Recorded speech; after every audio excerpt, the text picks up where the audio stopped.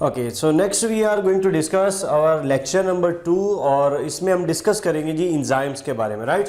So let's discuss what are enzymes. ठीक है जी, enzymes.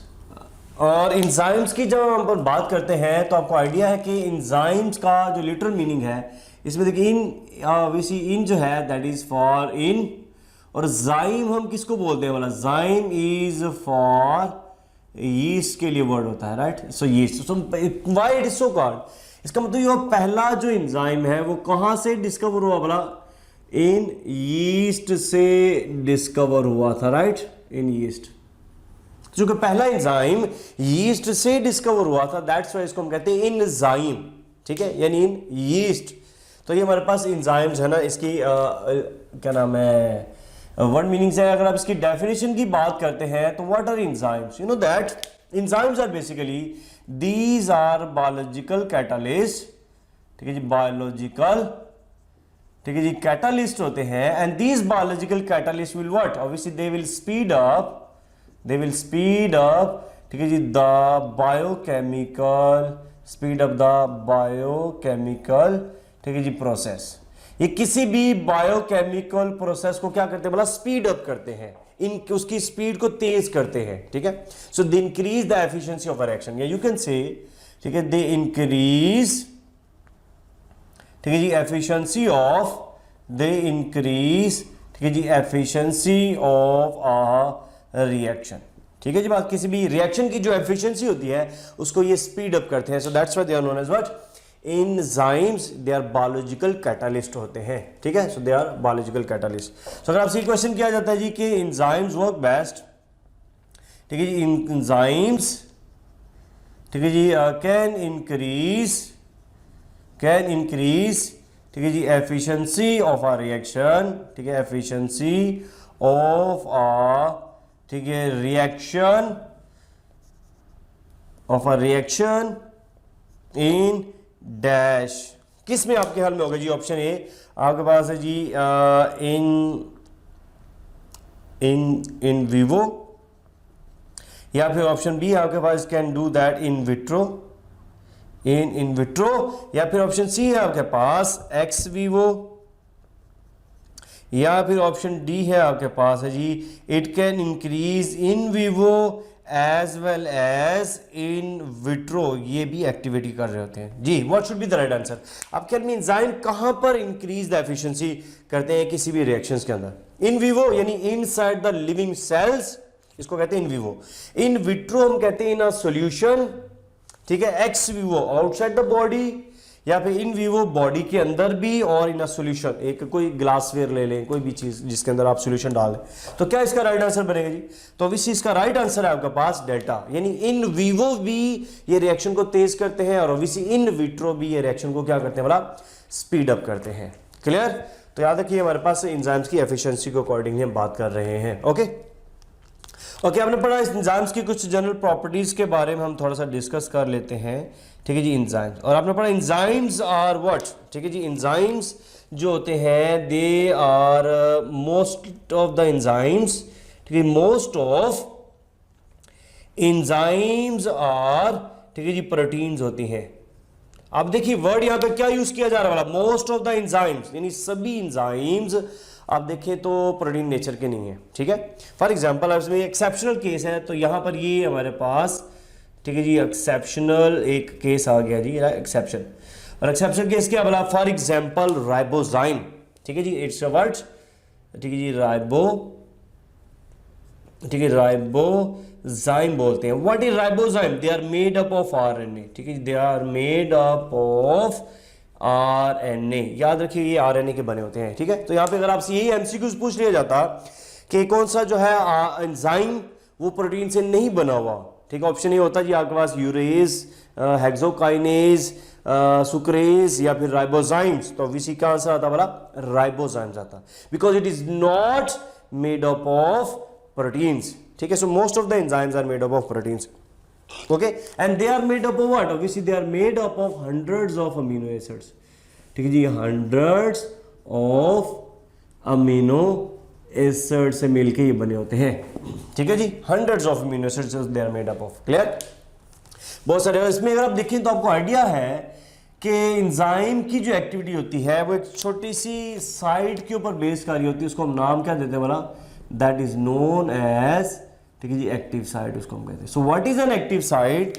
The site eight विच, इसको हम इस तरह डिफाइन करते हैं, द साइट एट विच, ठीक है जी, सबस्ट्रेट कैन बाइंड, इसको हम इस तरह भी डिफाइन कर सकते हैं। और we can say this is a charge, ठीक है जी, बियरिंग साइट होती है ये, इस तरह आप इस तरह भी डिफाइन कर सकते हैं इसको, ठीक है। तो ये हमारे पास ये एक्टिव साइट होती है। तो अगर आपसे ये क्वेश्चन किया जाता है जी, चलिए एक और इसके बारे में लिख लेते हैं point, and that is made up of, it is made up of, ठीक है जी, फ्यू अमाइनो एसिड्स, ये थोड़े से अमाइनो एसिड से मिलके बनी होती है, राइट, फ्यू अमीनो एसिड्स। अच्छा, अगर आपसे ये क्वेश्चन किया जाता है जी कि active site is made up of, active site is, ठीक है जी, मेड अप ऑफ डैश, ठीक है जी, अमीनो एसिड्स, जी ऑप्शन ए है आपके पास, ठीक है जी, 5 to 7 अमीनो एसिड्स, बी है आपके पास है जी 3 to 12 अमीनो एसिड्स, या फिर सी आपके पास है जी 7 to 12 अमीनो एसिड्स, या फिर डी है आपके पास, ठीक है जी, 4 to 10 अमीनो एसिड्स। जी what should be the right answer now? आपके ख्याल में ये जो एक्टिव साइट है जिसको अभी हमने कहा it's made up only a few amino acids, कितने अमीनो एसिड्स हैं ये?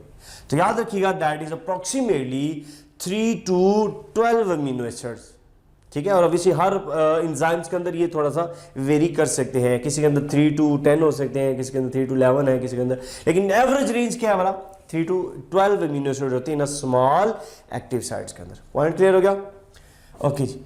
अब भी ये देखिए, सपोज दैट हमारे पास ये एक एंजाइम है, दिस इज एंजाइम, सही जी बात। और obviously ये इसकी क्या है बड़ा, ये इसकी पॉलीपेप्टाइड चेन है, and this is the active site. और इसमें दो साइड्स आपको नजर आ रही है, याद रखिए एक को हम कहते हैं, ठीक है जी, बाइंडिंग साइट, और इस एक को हम क्या कहते हैं बोला, this one is called as, ठीक है जी, कैटालिटिक साइट का इसको नाम दिया जा रहा होता है। क्लियर? सो एक हमारे पास है बाइंडिंग साइट और एक है कैटालिटिक साइट, सही, दो साइड। और obviously दोनों साइड्स ये किसकी आ रही होती है हमारा, दोनों साइड्स हैं, these are the sides of what, obviously दी है एक्टिव साइट्स की हम बात कर रहे हैं, सही होगी बात, एक्टिव साइट्स की बात की जा रही है। तो ये हमारे पास दो चीजें इसके अंदर आ रही है। और अभी हमने कहा ये जो थोड़े से अमीनो एसिड्स है, ये देखिए, suppose that these are the amino acids, ठीक है, ये थोड़े से अमीनो एसिड, और ये कितने अमीनो एसिड्स है भला, ऑब्वियसली अभी हमने बात की, these are 3 to 12 amino acids आ रहे हैं, और ये किस में आ रहे हैं भला, ऑब्वियसली एक्टिव साइट्स के अंदर आ रहे होते हैं। क्लियर? और जो बाकी अमीनो एसिड्स हैं, suppose these are the amino acids, याद रखिए पॉलीपेप्टाइड के अंदर ये ग्लोबुलर शेप को मेंटेन रखते हैं, राइट। So this is going to maintain, ये सारे के सारे क्या है भला, पॉलीपेप्टाइड बना रहे होते हैं, राइट। So this is going to form what, polypeptide बना रहे होते हैं, सही। और obviously ये क्या करेंगे, that is going to maintain, किस चीज को मेंटेन किया जा रहा है, obviously द ग्लोबुलर शेप को ये मेंटेन कर रहे होते हैं, सही। और obviously बाकी एक्टिव साइट्स को रिकॉग्नाइज कर रहे होते हैं। पॉइंट क्लियर हो गया? तो हमारे पास ये एक्टिव साइट है जी, ठीक है। और इस एक्टिव साइट के अंदर हम बात करते हैं, तो आपको आइडिया है कि इसके लिए एक चीज रिक्वायर्ड होती है, उसको हम नाम क्या देते हैं बोला, that is called as non protein part, it's called as a catalyst, sorry, इसको रिक्वायर्ड होता है cofactor. So this required a cofactor and that is also known as a partner, ठीक है। So what is a cofactor? अगर हम बात करते हैं तो obviously that one indicates it's a non protein part, it's a non, ठीक है जी, protein part, and obviously this is required, ये क्यों रिक्वायर्ड अभी, दिस इज रिक्वायर्ड फॉर, ठीक है जी, प्रॉपर, ठीक है जी, फंक्शनिंग ऑफ एंजाइम, ठीक है जी, प्रॉपर, ठीक है जी, फंक्शनिंग ऑफ एंजाइम। एंजाइम की याद रखिएगा प्रॉपरली वर्किंग तभी स्टार्ट होगी जब उसके लिए कोफैक्टर रिक्वायर्ड होगा, ठीक है। जब नहीं उसको कोफैक्टर उसके साथ अटैच होगा तो ही याद रखिएगा क्या होता है बोला, एंजाइम प्रॉपर्ली वर्क करते हैं, ठीक है। सो याद रखिए this act as a link, ठीक है, दिस विल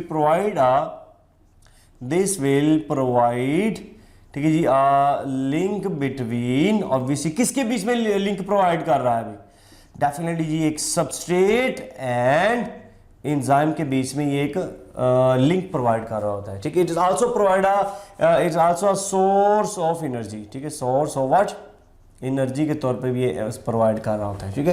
तो ये हमारे पास क्या, हमारा दीज आर को फैक्टर्स का नाम दिया जा रहा होता है, ठीक। अब याद रखिए को फैक्टर की दो टाइप्स होती हैं। एक को हम नाम क्या देते हैं बोला, the first one is called as, इसको हम कहते हैं जी ऑर्गेनिक, और ऑब्वियसली दूसरा इनऑर्गेनिक नेचर के होते हैं, सही। So they are organic in nature and obviously second one is that could be inorganic in nature की बात की जा रही है, सही है जी बात। ऑर्गेनिक एंड इनऑर्गेनिक, ऑर्गेनिक और इनऑर्गेनिक। इनऑर्गेनिक की अगर हम बात करते हैं तो याद रखिएगा ये ज़्यादातर मेटल आइंस होती हैं, ठीक है। सो दीज आर, ठीक है जी, मेटल, ठीक है, मेटालिक आइंस कह लें, ठीक है, मेटालिक आइंस होते हैं। जैसे फॉर एग्जांपल हमारे पास है जी मैग्नीशियम के आइंस, ठीक है जी, जिंक के आइंस, ठीक है जी, कॉपर के आइंस वगैरह आ गया, ठीक है, आयरन के आइंस, ये सारे हमारे पास क्या है, all these are metallic ions होते हैं, सही। और ये जो ऑर्गेनिक की नेचर होते हैं, डेफिनेटली बात है ऑर्गेनिक में हमारे पास, अगर आपसे ये क्वेश्चन किया जाता है कि विच ऑफ, ठीक है जी, following is, which of the following is, ठीक है जी, ऑर्गेनिक, ठीक है जी, कोफैक्टर, आपके ख्याल में कौन सा है जी जो ऑर्गेनिक कोफैक्टर। ऑप्शन ए आपके पास NAD पॉजिटिव, ऑप्शन बी आपके पास है जी NAD पॉजिटिव एंड FAD, ठीक है जी, या फिर सी आपके पास है जी ATP NAD पॉजिटिव लिख लें, NAD खाली लिख लें, या फिर FAD, या फिर डी है आपके पास ATP, ठीक है जी, and ATP and you can see magnesium ions. जी क्या राइट आंसर होना चाहिए? Obviously the right answer is हमारे पास है जी ATP भी होता है, NADH भी है, और ऑब्वियसली FAD जो है ये भी हमारे पास, ये क्या है, these are organic in nature के अंदर है, सही। तो याद रखिए हमारे पास है NAD पॉजिटिव, ठीक है जी, FAD और obviously ATP, all these are what, obviously organic in nature के होते हैं, राइट।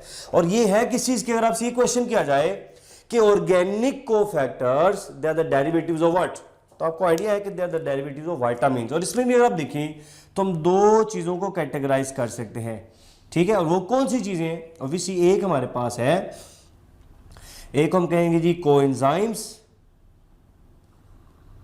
और दूसरा हमारे पास क्या है, prosthetic group, right.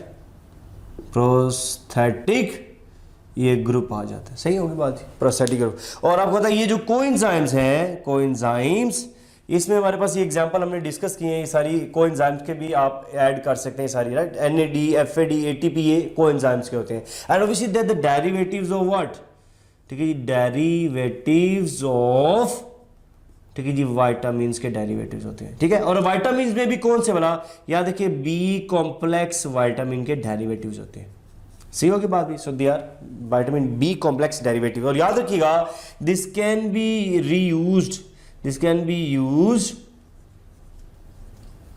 again and again, इनको हम दोबारा यूज कर सकते हैं, ठीक होगी बात जी।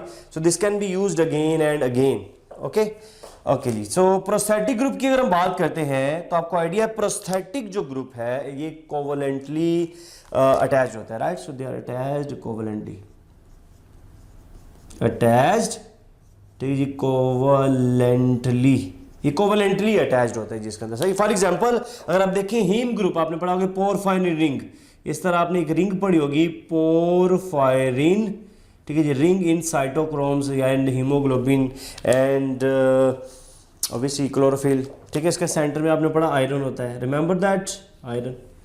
तो ये जो एक स्ट्रक्चर बन रही है, ठीक है, ये क्या है भला, इसके अंदर ऑब्वियसली ये कोवलेंटली अटैच्ड होती है, इसको हम कहते हैं पोरफायरिन रिंग, ये चीज आपने पढ़ी हुई है, ठीक है, पोरफायरिन रिंग है ये। और obviously most of the enzymes के अंदर भी हमने बात की है पोरफायरिन रिंग है, जैसे हीमोग्लोबिन की हम बात करें, और यू कैन से साइटोक्रोम्स के अंदर, सही, इस तरह की रिंग स्ट्रक्चर है, and this is covalently attached है, सही है जी बात। तो इसको नाम दिया जा रहा है प्रोस्थेटिक ग्रुप। और ये जो कोएंजाइम्स है आपने पढ़ा ये लूजली अटैच्ड होता है, right. So this one is loosely attached है, ठीक है, लूजली अटैच्ड होते हैं। तो अगर आपसे ये क्वेश्चन किया जाए कि इनऑर्गेनिक और कोएंजाइम्स के अंदर क्या चीज है जो कॉमन है, ठीक है, कॉमन टू, ठीक है जी, कॉमन टू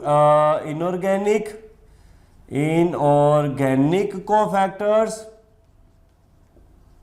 एंड, ठीक है जी, कोएंजाइम्स, ठीक है जी, इज डैश। आपकी क्या चीज है जी जो कॉमन है इसके? ऑप्शन ए है जी आपके पास, ओके, ऑप्शन ए है आपके पास नेचर के अकॉर्डिंगली, ऑप्शन बी है आपके पास मोड ऑफ एक्शन के अकॉर्डिंगली, ठीक है जी, मोड ऑफ एक्शन के अकॉर्डिंग, या फिर सी है आपके पास डिटैचेबिलिटी है, डिटैचेबिलिटी, या फिर डी है आपके पास एंजाइम्स। जी क्या राइट आंसर आना चाहिए बड़ा? तो याद रखिए ये भी चूंकि लूजली अटैच्ड है, ये भी डिटैच हो जाते हैं और ऑब्वियसली ये भी डिटैच हो जाते हैं। सो जाहिर सी बात हमारे पास जो कॉमन फैक्टर आ रहा है दैट इज डिटैचेबिलिटी आ रही होती है। क्लियर होगी बात जी?